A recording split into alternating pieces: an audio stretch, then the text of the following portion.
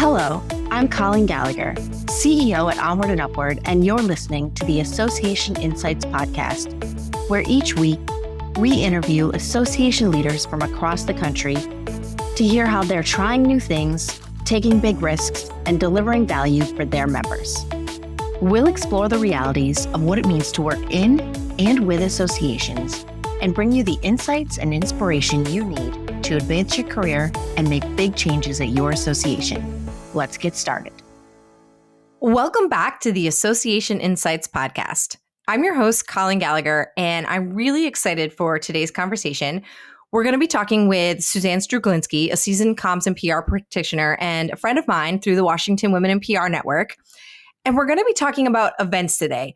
But we're not talking about associations who have full event teams. We're talking about those associations and nonprofits who are really small, have no one dedicated to events, that are trying to pull off a big event without those assets, and how you do it. And this came about a couple weeks ago. We were at WWPR's Woman of the Year event, which is a completely volunteer-driven organization.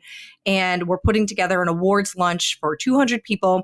And Suzanne and I got talking because she had just come off of a big conference that she plans, the Journalism and Women Symposium, also known as JAWS. She's also worked for National Press Club, planned events there. She's done a lot of events for WWPR over the years. So she has great experience coming at this from the angle of, how do we do this when it's not our day job and make it look great and make it feel good and make that user experience awesome? So Suzanne, thank you so much for joining me for this conversation today. Oh, thanks, Colleen. I'm so happy to be here. This is one of my favorite topics. So happy to help. Amazing. Well, you recently pulled off this JAWS symposium. What are some of the first things that you think about when planning an event, especially like we talked about with those limited time and resources? Sure. You know, when you're planning a conference and you're not a full-time event planner or you have a very small team, I think it's really important to just be realistic in what you actually can and cannot do. Don't do it alone. You're going to need a team, whether it's a team of volunteers, some other staff members within your association, your board, however you can divide up responsibilities. It's really important that to do this, it's a team effort. You can be in charge, you can be the chair or the event lead or whatever you want to call yourself, but you're going to need some help, not because you're not capable, because there are only so many hours in the day and there are a lot of moving pieces in pulling off an event. And for our conversation today, I'm kind of looking at like an all-day event or like an overnight kind of conference. We could talk about all different types of events, but I think those are the types that association professionals get pulled into a lot. And it's important to kind of, keep a goal, figure out what you want to do, and keep the process moving forward. Yeah, for sure. And I think one of the biggest things that hits us with these is budgets and managing them. What strategies do you prioritize with spending? Because you've got venue, speakers, food, swag. So what are you thinking about there? Yeah. And, until you've planned an event, you really don't know what goes into an event. And every time you go to an event after you plan an event, all you see is dollar signs. Like, I know how much those bottles of water cost, what went into those name tags, how much the cheese plate is at the reception. It's just pretty amazing how much those costs add up. And, it's like anything. It's like if you have a house, right? You want to get the really great windows, but you also need to heat the house. So what kind of decisions are you going to make, right? Usually your venue is going to be a big chunk of your budget. If you're doing a hotel, if you're doing a conference center, if you're using a facility in your community, it just kind of depends on what resources you have available to you. But then your food and beverage, your AV, things that you don't even know cost money end up costing money. So it's just kind of looking at what are your overall goals, where can you afford to save some money in some places, kind of get creative with budgeting. Can you do an offsite dinner or leave your attendees to have lunch or dinner on their own so you're not forced to pay a lot of food and beverage? But also you have to read your contracts depending on what your deal is with your venue, or especially if you're working with a hotel. You might have a food and beverage minimum you need to meet. With your AV, they might have a 4-hour minimum that you have to get to get their services, and just kind of looking at where you can save things. A big win, or like a moment for me when I was doing the JAWS conference this year, is we planned some concurrent sessions to give people a choice as to which specific programming they wanted to do. But as I was looking at our budget, I realized it was going to cost us a significant amount of money to put AV into a separate room. We would have to bring in another tech person and a whole nother set of screens, a whole nother set of mics. And then I was using another part of our facility space that we could have used for other things. So I just made the decision of, you know what, we're just not having the concurrent sessions. We saved a lot of money by not putting money into AV there. We used the room for our silent auction, which is a big tradition of the conference, and it worked out great. No one missed anything. And it's one of those, like, I would have loved to have had a lot of concurrent sessions, but then that's more speakers, more budget, and more time that you have to put toward it. So I just had to be a little bit realistic in what was actually going to work. Yeah. Two things jumped out to me, what you just said. The first was the cost of things. I will never forget the first time I saw how much coffee cost at a conference. Yes. Oh my God. And Wi-Fi. Yeah. Wi-Fi. Now, a lot of times it does come included, but yikes, at the convention centers, it does not. And it is so expensive. Any snack break you've ever participated in, like, that could easily cost $5,000. And I'm like, I'm sort of exaggerating, but also sort of not. Like, no. It's amazing. And your attendees usually don't understand what costs are associated with something. So while your registration is $600 or $1,000 or whatever your registration numbers could be, you have to cover your costs, and things are not inexpensive, especially when it comes to where you're in a captive area where you only can use certain. Yeah, you don't have vendors. Choice. You have to use. Yep, you can't just go and use. And frankly, while in some instances you would think it would be easier, like, oh, we can just order coffee from Starbucks, or, oh, just get party platters from somewhere else. It may be more cost effective on paper, but then someone has to go pick up that stuff, or you have to get it delivered, or you have to, like, there are just a lot of moving pieces and things that seem like it should be pretty easy when you're dealing with hundreds of people at an event, or just you running things, or you and your team running things. Like, sometimes you just have to pay for things that you, in your normal life, you probably wouldn't pay for. Right. Yeah. I'll never, early in my career, I was at a conference for the association I worked at the time. And it was just a small folding table that I needed to move. And I started moving it. And I thought they were going to freak out and kill me. They were so upset. There had to be a union person there to watch the other person on staff that was allowed to move the table. And then we would be billed for that time when I could move it with one hand. I mean, this was not a heavy table, and it was just very eye-opening. So there's that. And then the other thing you said that I think really resonated with me and with our audience, with our audience too, was you made a quick decision to pivot away from something you wanted to do because it made sense for the event. It would make the event bigger.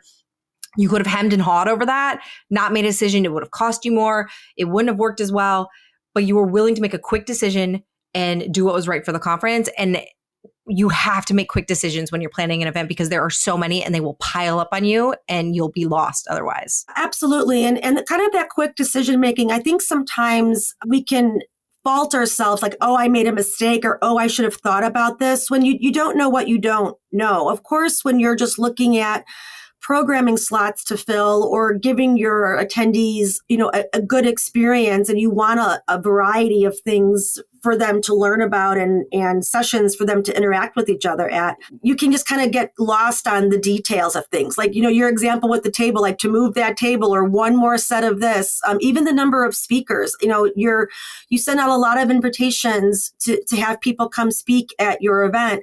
And then all of a sudden you have no speakers, but then all of a sudden you're canceling sessions because you can't have 14 sessions in one day, and like people being awake and engaged through all that programming. So it's you really have to just make solid judgment calls and trust yourself that you are making good judgment calls. And just because you've shifted ideas or have changed your mind doesn't mean the first time was wrong. You just were making the best kind of assumption of things you could at the time. Yeah, absolutely. That's spot on. One of the big things we always talk about is that attendee experience, the guest experience. And so what's your advice for truly creating a great guest experience really from the moment they arrive? Sure. I love a run of show. And I, as I do media relations too. So, and in TV, a run of show is so popular, but then I just use it for so many different things. And I like doing what I call a door-to-door vision of the event. From the minute guests walk into the door to the minute they leave, what are we doing? This way you don't duplicate efforts. You don't have entertainment scheduled for when there's a session supposed to be taking place. However your program or what you want your event to be, who's speaking when, where do people need to be, what photos need to take place, all of that. That really, and the guests don't even know this run of show exists, right? Then the less they know about what's going behind the scenes, that means you're pulling off a great event.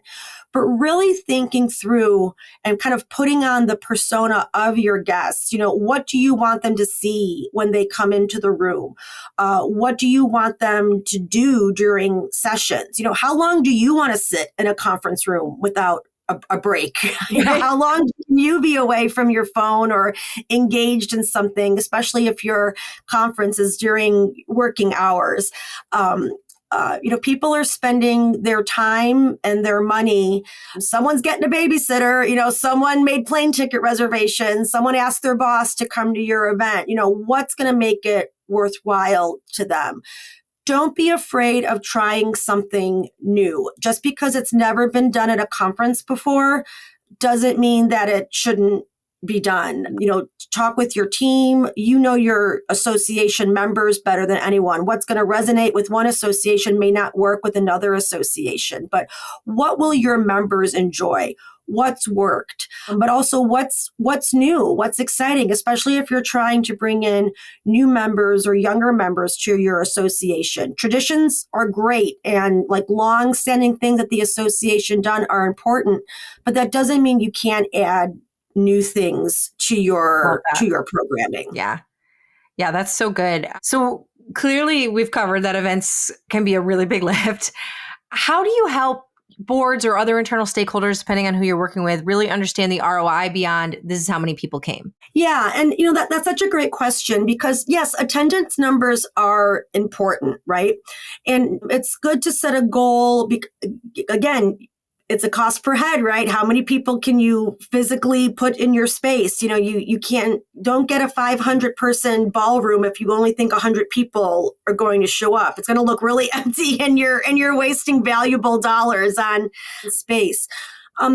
As you're planning your event, think about the other opportunities the event creates for you.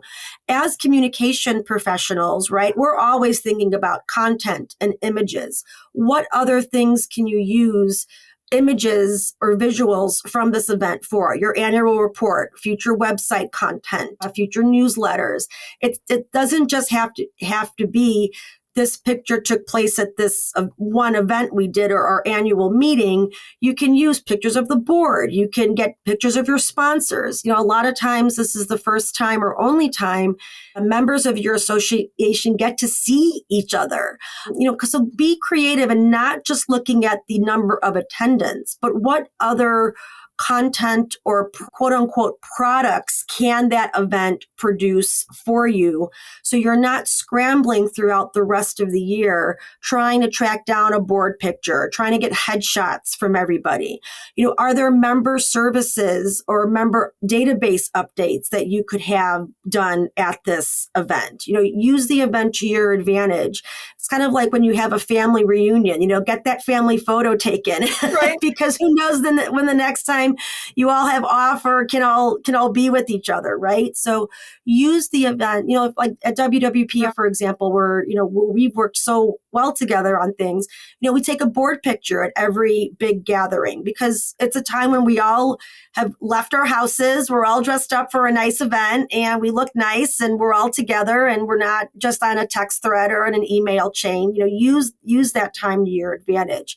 So when you're looking at ROI, if you got a banner with your organization's logo on it, it costs $100, but you have it in now 1,500 pictures from throughout the weekend or throughout the event.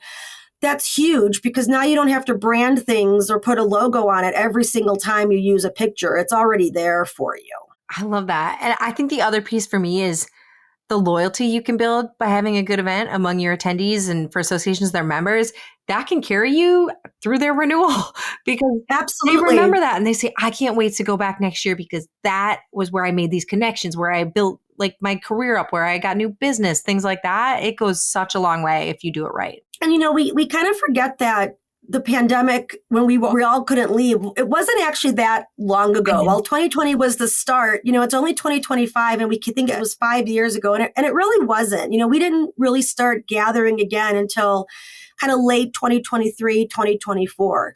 So a lot of time has passed since your members have probably seen each other in person. And now planning events, well, they're a little bit different because for me to leave my house, for me to make travel arrangements to go somewhere, I need to find value in being there in person. I don't want to just watch a session on Zoom or, just hear someone speak. So as you're planning your event, what's going to bring people to your event and what can they do in the room that just watching slides or watching a playback of the session down the line, couldn't do for them.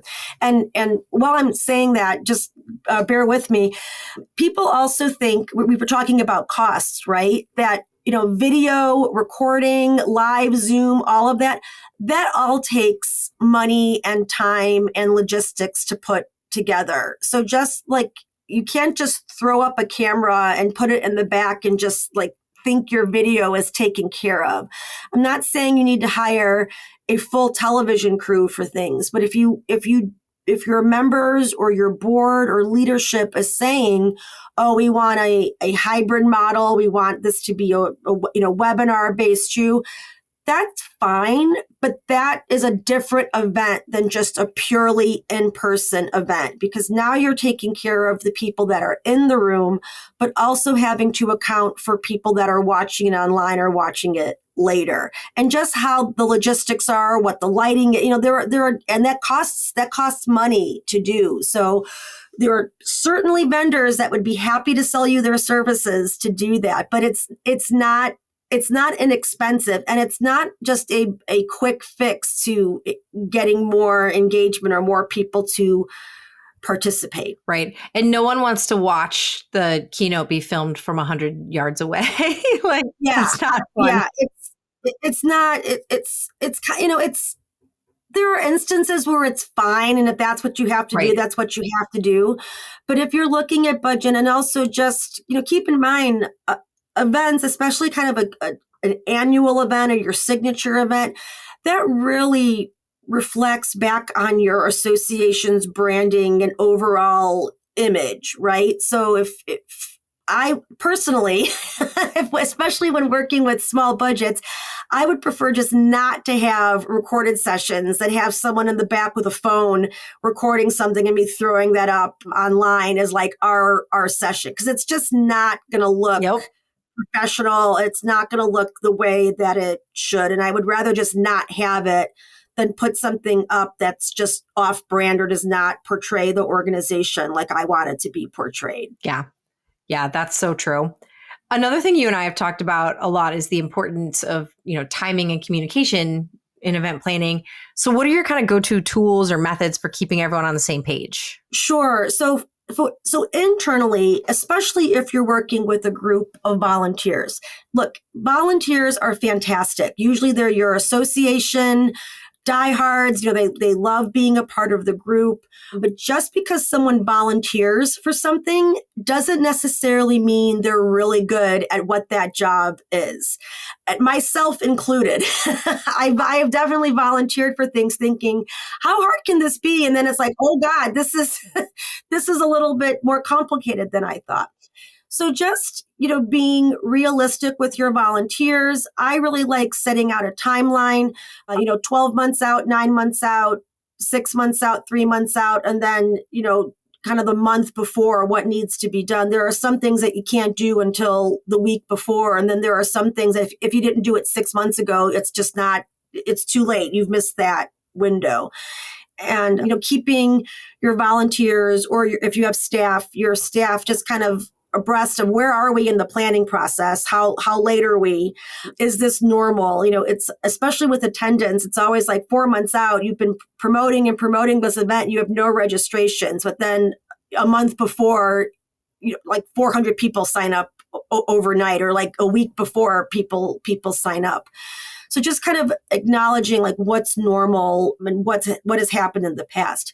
If you're planning an event for the first time, or it's something that the organization has never done before, I think just keeping that calendar close and kind of realizing what you need to do ahead of time, what can be done ahead of time, and keeping clear lines of communications open. So as we were talking about before, when ideas shift because of budget or logistics or just what decisions needed to be made, everyone's kind of kept apprised of it and knows what's going on.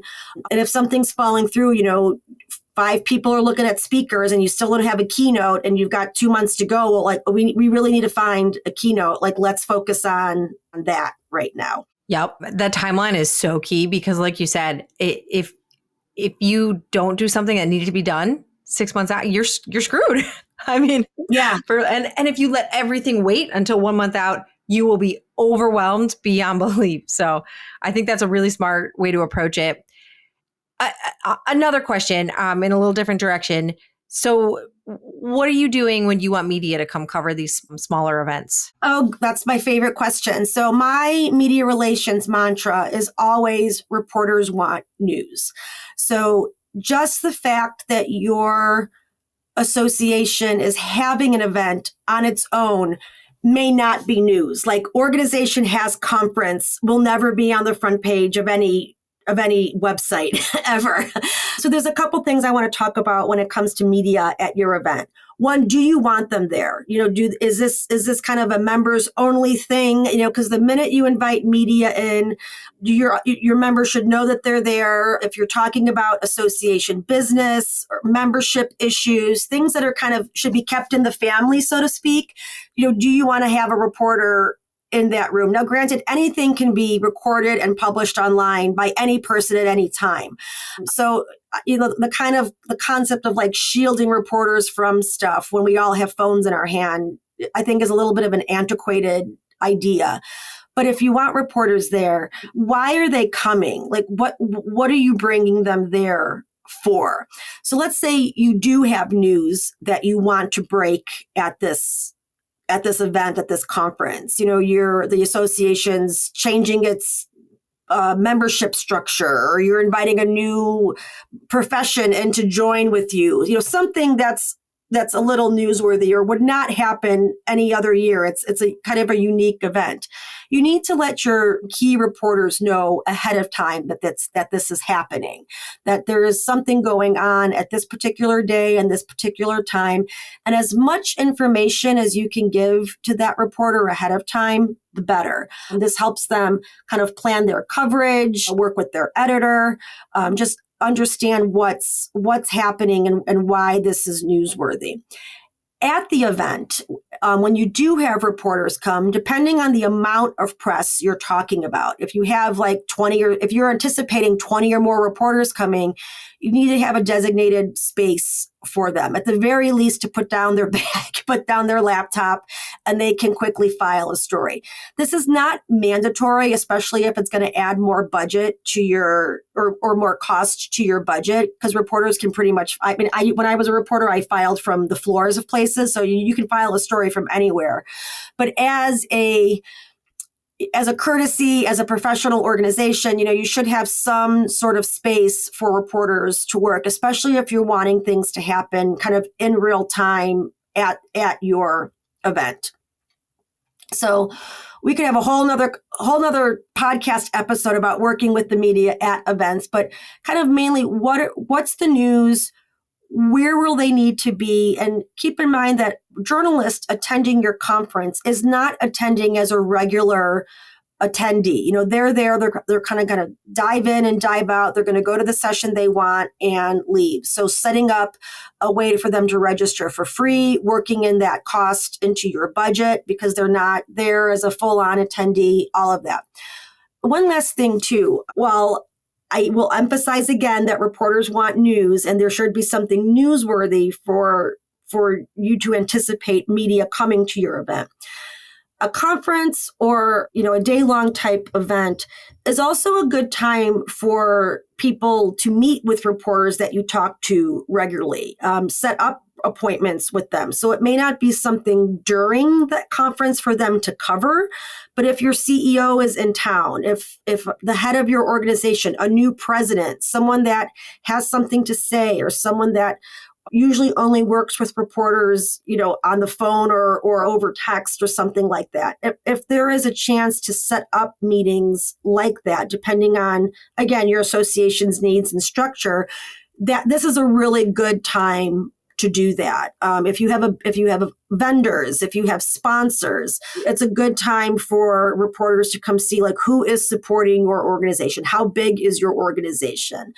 So while there should be news, the event itself is a good time to use to your advantage. It may not be a story on itself, but it's a good time to kind of lay groundwork for stories down the line. Yeah, 100%. And for our longtime listeners, you might remember Suzanne came on a couple of years ago and did a great deep dive into media relations, what's newsworthy, all of that. So anyone that didn't catch that, you can go back and listen. But this was a really good, quick brief on how we think about it for these kinds of events. So thank you for that. And then I guess one last thing before we get into our fun section here. For those association professionals who are not full-time event planners, like we talked about, but are wearing this hat, give me one piece of advice to make the process less overwhelming. Being realistic. Once you start wearing that event planner hat, it's very easy to get lost in vendor contracts and a lot of details. Don't forget the overall goal of the event. It's to serve your members. Your association has a goal. It would not be investing all this time and money into you and into an event if it didn't think it was worth it.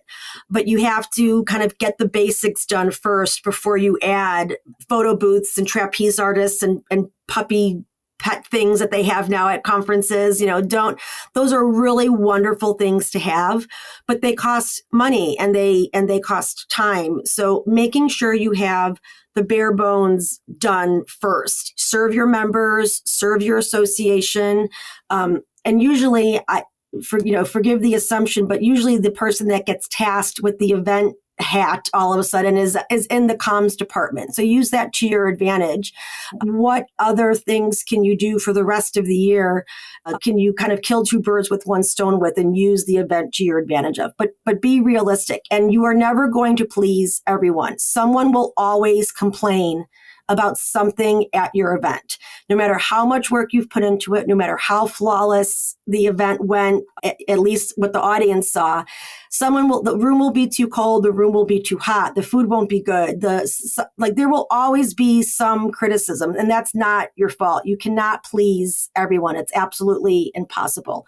So be realistic, be prepared to not please everyone, and actually, you know what? Enjoy it. There is a big rush when putting on the event and all that hard work you see, but it goes by really, really fast. And just take a minute during the event to kind of look around and reward yourself. Like, I did this. Okay. I pulled it off. Yeah. I love that. Awesome. Well, Suzanne, this has been amazing, and I appreciate all your insights, and always love working with you on things. So great to have you on. Before we let you go, though, we like to end all of our podcasts with a little just for fun lightning round style, so our guests or our listeners can get to know you a little better. So, fun! Yes, our first one. Have you gotten to get away to anywhere fun lately? Yes, so fun. My in-laws live in Florida, so we went to Florida in May, and this year we got to swim with the manatees, which was pretty awesome, and I highly recommend it. So yeah. Very cool. I that's a bucket list thing. That's awesome. All right. Is there a podcast you're listening to that you'd recommend for our listeners? So Good Hang with Amy Poehler started in March, and I love Amy Poehler. So just kind of listening to her banter and a little bit of behind the scenes Parks and Rec, and just her, she's really funny, obviously, and her personality is great. So that's my non-news, just fun, you need one of those fun listening one to do. We all need those. Yeah, definitely. I am obsessed with Parks and Rec still. It was one of my favorite shows ever. So I just love her and everyone in that. So awesome. Okay, what's one place in the US you've never been to but are dying to go? So at the Pacific Northwest, I've never been to Washington State or Oregon, and any of like the big national parks like Yosemite, Yellowstone. I've never really been to that part of the country, not for lack of trying or desire.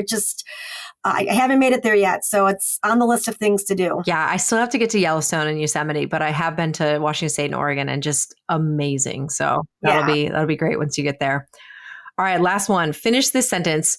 When you see me looking at my phone, it probably means that I'm... Well, I will give the professional answer and say that I'm on LinkedIn because that's usually where I am. If you don't follow me on LinkedIn, I usually do a PR tip of the day. It's not daily, but it's just kind of tips that I share.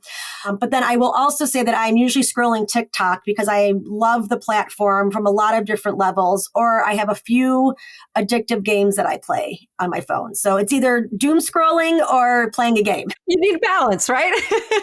Awesome. Well, again, Suzanne, thank you so much for joining us on the podcast today. Thank you so much, Colleen. This is great. That's a wrap for today's episode. The Association Insights Podcast, previously known as the Association 100 Podcast, is a production of Onward and Upward Marketing and Communications, where our mission is to make associations and nonprofits the go-to source in their industries through earned media and thought leadership. This podcast is an extension of our newsletter, a bi-monthly collection of best practices, top trends, helpful ideas, and smart strategies delivered straight to your inbox. Have you undertaken a big change at your association? Or do you have some words and wisdom from the trenches of association life? We want to hear from you, and so do our listeners. Drop us a note at info@onwardupward.com. That's info@onwardupwrd.com. Be sure to subscribe, give us a 5-star review, and share with your friends and colleagues. We're available anywhere podcasts are found. Come back next week for more association insights and inspiration. Thanks for tuning in.